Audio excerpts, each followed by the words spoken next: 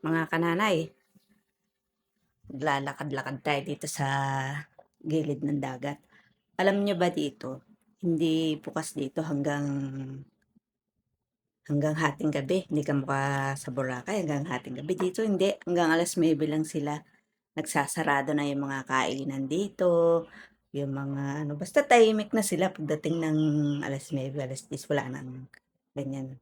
Kaya kahit nagugutom ka, sarado na sila. O, maglakad tayo. Alam niyo yung mga nakasama namin sa island hopping tsaka sa mga adventure namin. Nandito rin, nagkita-kita kami. O yung iba ng babate. Nandito rin sila.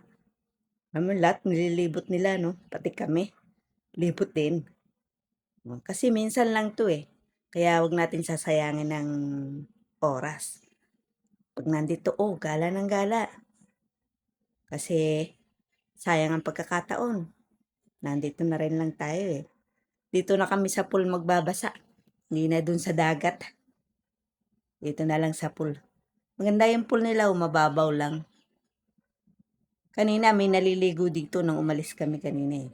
Pagbalik namin wala na. Kaya kami naman. Tayo naman ang maligo dyan at mag-posing. Mag-aura.